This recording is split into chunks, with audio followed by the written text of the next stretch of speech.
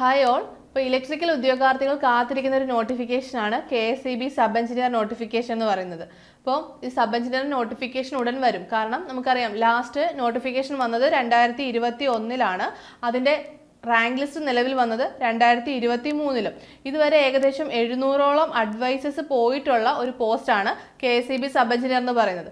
അപ്പം ഇലക്ട്രിക്കൽ ഉദ്യോഗാർത്ഥികളെ സംബന്ധിച്ച് നല്ലൊരു പോസ്റ്റ് തന്നെയാണ് സബ് എഞ്ചിനീയർ എന്ന് പറയുന്നത്. അപ്പോൾ നോട്ടിഫിക്കേഷൻ ഉടൻ വരും എന്നുള്ള കാര്യം നമുക്ക് ഏറെക്കുറെ ഉറപ്പാണ്. കാരണം PSCയുടെ പുതിയ ട്രെൻഡ് അനുസരിച്ച് റാങ്ക് ലിസ്റ്റ് തീരുന്നതിന് മുമ്പ് തന്നെ പുതിയ നോട്ടിഫിക്കേഷൻ വരികയും അതിൻ്റെ എക്സാംസ് കണ്ടക്ട് ചെയ്യുകയും ചെയ്യും. അപ്പം നമ്മൾ ഇതിൻ്റെ കോഴ്സസും കാര്യങ്ങളൊക്കെ നമ്മുടെ ഏണസ്റ്റ് അക്കാഡമിയിൽ നമ്മൾ സ്റ്റാർട്ട് ചെയ്ത് കഴിഞ്ഞു. അപ്പോൾ നമ്മളോട് ഒരുപാട് സ്റ്റുഡൻസ് ഡൗട്ടായിട്ട് ചോദിക്കുന്ന ഒരു കാര്യമാണ് ഇതിൻ്റെ സിലബസിൽ എന്തെങ്കിലും ചേഞ്ചസ് വരുമോ എന്നുള്ളത്.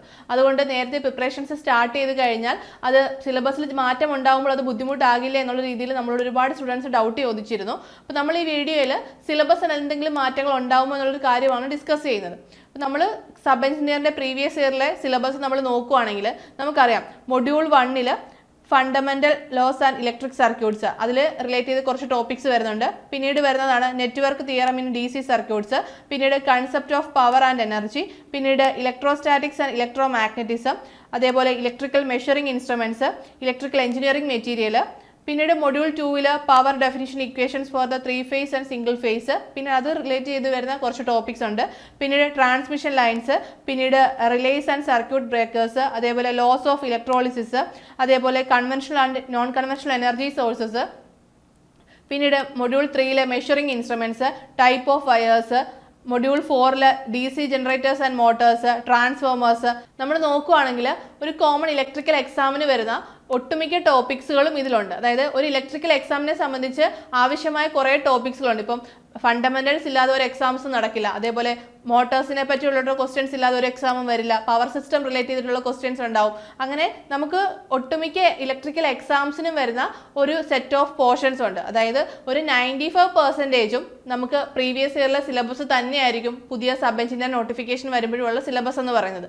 സിലബസിൽ ചേഞ്ചസ് ഉണ്ടാവും എന്ന് പറയുന്നത് മൈന്യൂട്ടായിട്ടുള്ള ചേഞ്ചസ് മാത്രമേ ഉണ്ടാകത്തുള്ളൂ.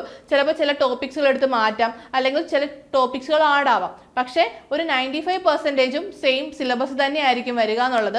അതുകൊണ്ട് തന്നെ നിങ്ങളുടെ ചെയ്യേണ്ടുന്ന കാര്യം നിങ്ങൾ ഫണ്ടമെന്റൽസ് സ്ട്രോങ് ആക്കുക, ബേസിക്സ് ആയിട്ടുള്ള കാര്യങ്ങളൊക്കെ നല്ല രീതിയിൽ പഠിക്കുക. പിന്നീട് ഈ കോമൺ ആയിട്ട് വരുന്ന DC generators, Motors, transformers, power system relate ചെയ്തിട്ടുള്ള ടോപ്പിക്കുകൾ, അങ്ങനെയുള്ള ടോപ്പിക്കുകളൊക്കെ നിങ്ങൾ തറവാക്കി വെക്കുക. കാരണം ആ ടോപ്പിക്കുകളൊന്നും ഇല്ലാതെ ഒരു സിലബസും വരികയില്ല. അതുകൊണ്ട് തന്നെ നിങ്ങൾ ഫണ്ടമെന്റൽസും ബേസിക്സും അതേപോലെ ഇമ്പോർട്ടൻ്റ് ആയിട്ട് വരുന്ന ഈ ടോപ്പിക്സുകളൊക്കെ നിങ്ങൾ നേരത്തെ തന്നെ കവർ ചെയ്യാൻ വേണ്ടിയിട്ട് ശ്രമിക്കുക.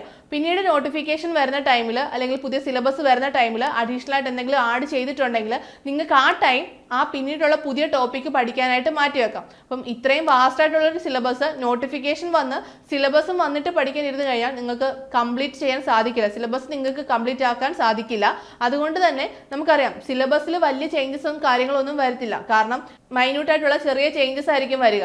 അതുകൊണ്ട് തന്നെ നിങ്ങൾ പ്രീവിയസ് ഇയറിലെ സിലബസ് വെച്ച് നിങ്ങളുടെ പ്രിപ്പറേഷൻ നിങ്ങൾ സ്റ്റാർട്ട് ചെയ്ത് തുടങ്ങുക. അപ്പം ഇലക്ട്രിക്കൽ എക്സാംസിന് മെയിൻ ആയിട്ടുള്ള നമ്മളിപ്പോൾ അസിസ്റ്റന്റ് എഞ്ചിനീയർ ആയാലും സബ് എഞ്ചിനീയർ ആയാലും മെയിൻ ആയിട്ട് വരുന്ന എല്ലാ എക്സാംസിനും ഏറെക്കുറെ സിമിലർ ടോപ്പിക്സുകളാണ് സിലബസിൽ വരുന്നത്. അപ്പം നിങ്ങൾ അതൊക്കെ കവർ ചെയ്യുക.